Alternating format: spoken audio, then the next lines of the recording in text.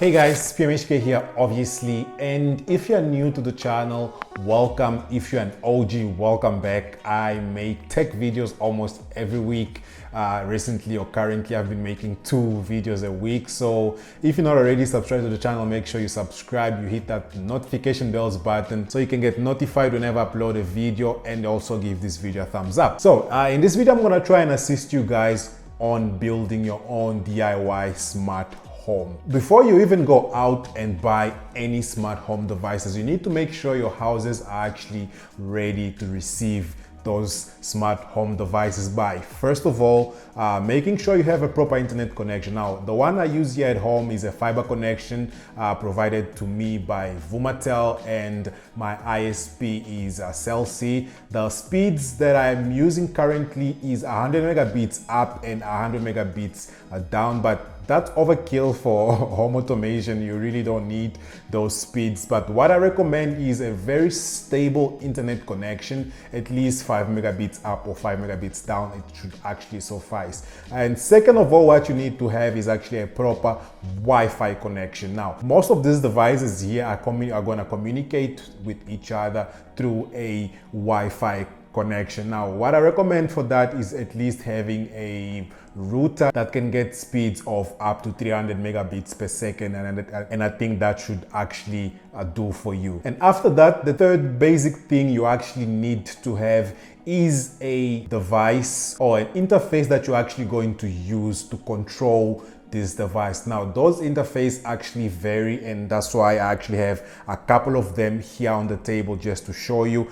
And also your phones actually can be one of those interfaces. It can either be an Android phone or an iPhone, because that's where you're actually going to install the application which will allow you to control those smart devices. And then if you want to go a further step, that's when these devices, 3 of these devices, come in handy. So after you made sure that your house is ready to be equipped with smart devices, the most basic smart device that you can actually buy to try and see or to try and test things out would be a smart light, and it's one thing I have here with me. Now, this is the Philips Hue Go Gen 1. This is first generation. Actually, most of the devices here on the table are actually first generation devices. With the Hue Go 1, this is a Philips Hue light bulb, or could actually be a table lamp. That's what I use this as. And just like most smart devices, they actually come with an application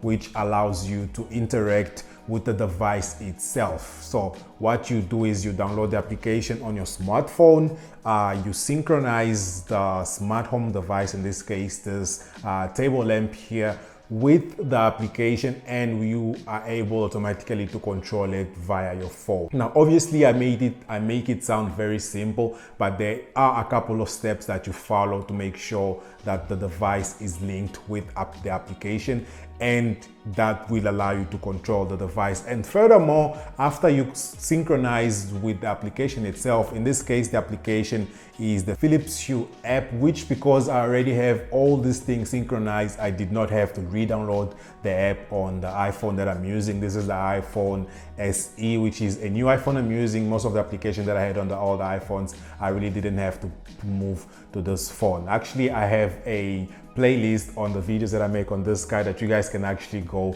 and watch. So after you've added your device, you can actually also go forward and maybe add that device on if you're using an iPhone, you're going to add that device on HomeKit. If the device itself supports HomeKit, that's the home automation platform that is used on iPhone or Apple devices. On the Android side, you would have your Google Home, and on the Amazon side, you have Alexa, the Amazon Alexa. This is the Echo Dot Gen 1, which I actually hardly use. And that is the basic home automation that you can actually have at your home. So just to recap, you would make sure that you have proper internet connection, a proper Wi-Fi.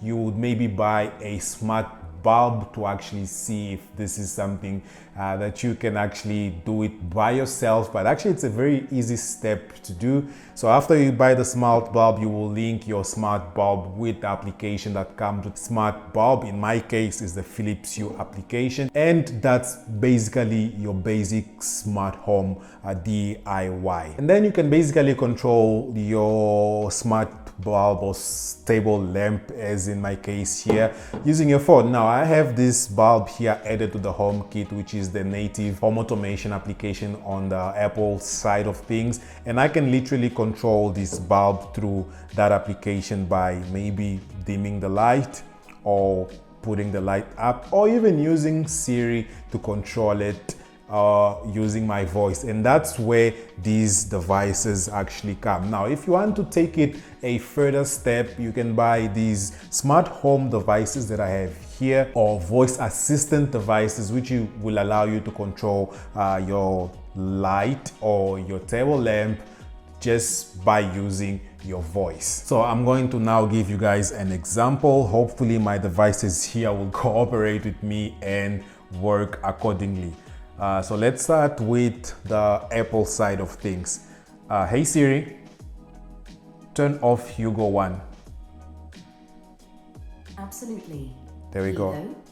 So this is the Siri or the Apple side of things. It works with the Hugo One, as well as the Android side of things, or the Google Home side of things should also work with this guy. So all I have to do is, hey Google, turn on Hugo One. And you have Hugo One is on. Now, where this guy comes in handy, this is also something that sits on my table side. I don't always have to interact with this one using my voice, because obviously you guys can see there is a screen. All I can do is also just slide it down and go to the designated room. In this case, this light goes to my, okay, let me view rooms. It goes to my male bedroom, and what I can do is go and look for the light, and here is the light. I actually passed it, and I can control both the brightness of the light, just like that. As you can see, it's actually just dimmed it to the maximum, and I can also turn it on and off, also using the touch screen. So once you've actually mastered the basic, then you can actually go all out and buy all sort of smart devices, which can actually range from smart sensors that senses movement. You can buy door open close sensor, which will tell you when a door has been open or locked. You can buy also smart cameras, which is one that I have, or a couple that I have here on the house, which I can actually be viewed from this guy here, since this guy has a screen, and those cameras also support the screen. You can also buy smart switches, which is actually something that I'm planning to get for the house, which can come in handy when you have a place with a lot of bulbs and you don't want to buy individual bulbs. So you just buy a smart switch, replace your old switch, and you can control all the lights on that place. Now, one other thing that you need to try is to keep your budget really low when you are starting. Also, you need to choose one ecosystem that you're going to use these devices with. I normally use mainly my Google Home right now. I started with the Amazon Alexa. I changed because support for most of the device were not really there, and I have my Apple HomePod here because the music quality that this guy produces is really good, and I can also use it to control my smart devices.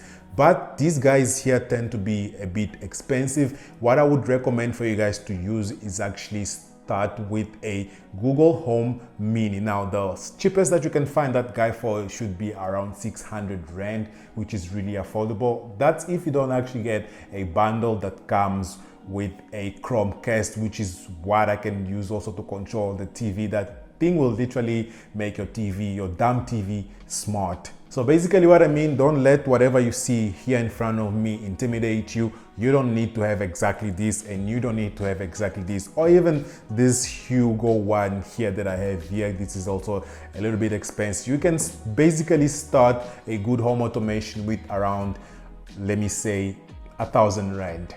That will buy you a Google Home Mini and will buy you a smart bulb.